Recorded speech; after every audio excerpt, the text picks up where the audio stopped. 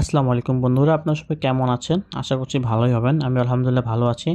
তো আজকে আমরা চলে আসলাম মিরপুর ১০ মেট্রো স্টেশনে এবং এই মেট্রো স্টেশনের থেকে আমরা যাব আপনার সচিবালয় যাব। সচিবালয় থেকে আমরা নারায়ণগঞ্জের টিকিট কেটে নিব। ওদিক থেকে আমরা আবার বন্দরে চলে যাব। তো আমরা বাসের টিকিট কেটে নিয়েছি আমি এবং আমার বন্ধু সবুজ। এখন আমরা নারায়ণগঞ্জের দিকে রওনা দিব। তো আমরা প্রায় নারায়ণগঞ্জে পৌঁছে গিয়েছি। নারায়ণগঞ্জ আপনার বন্দর ঘাটে আমরা পৌঁছে গেছি। এখানে এসে ২ টাকা দিয়ে আমরা বন্দর ওই পার নদী ওই পার চলে যাব।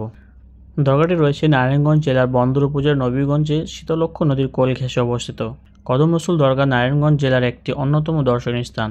দরগাটি নারায়ণগঞ্জ জেলার বন্দর উপজেলার নবীগঞ্জে শীতলক্ষ নদীর কোল ঘেঁষে অবস্থিত।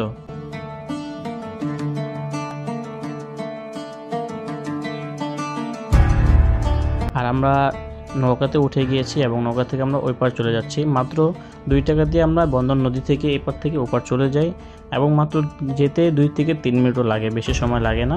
প্রায় একবারে ৩০-৪০ জন উঠে নৌকাতে উঠে প্রায় আমরা চলে যাই আপনার নৌকা ওই পারে।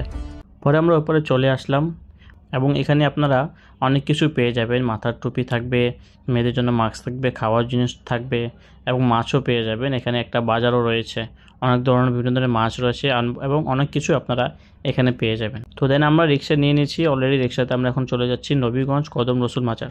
রাস্তাটা খুবই ফাঁকা ছিল, খুবই সুন্দর ছিল, দেখতে পাচ্ছেন আপনারা দৃশ্যগুলো, খুবই সুন্দর এবং ফ্রেশ রাস্তা ছিল।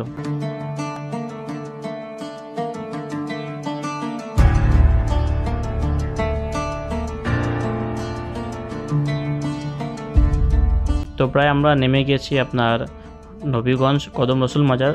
রিক্সা ভাড়া দিয়ে আমরা চলে আসলাম নবীগঞ্জ মাজার।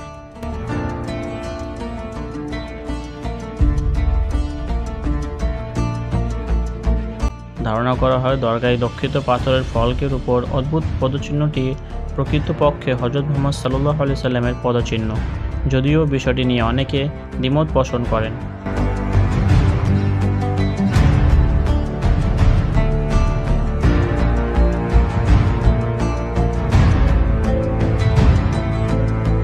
পাথরের ফলকটি আকারে প্রায় ২৪০০ বর্গ সেন্টিমিটার এবং অনেকটা মানুষের পায়ের পাতার আকৃতিতে কাটা।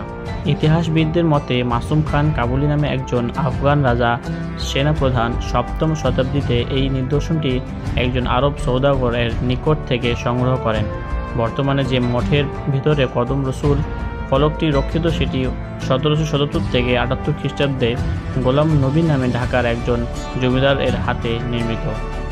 কদম রসুলের ফলকটি মঠের কেন্দ্রে অত্যন্ত যত্নের সাথে সংরক্ষিত। হযরত মুহাম্মদ সাল্লাল্লাহু আলাইহি সাল্লামের প্রতি শ্রদ্ধা জানাতে প্রতিদিন বহু ধর্মপ্রাণ মুসলিম এই দরগায় আসে।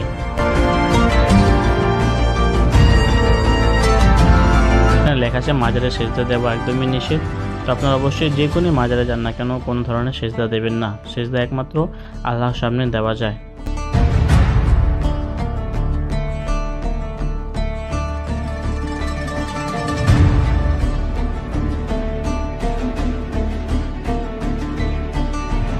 এবং এখানে মাজারের পাশে আপনার একটা ভালো একটা সুন্দর একটা মসজিদ পেয়ে যাবেন। এই মসজিদে আপনার নামাজও আদায় করতে পারবেন। আমরা এই মসজিদে এসে প্রথমে আসরের নামাজ আদায় করলাম।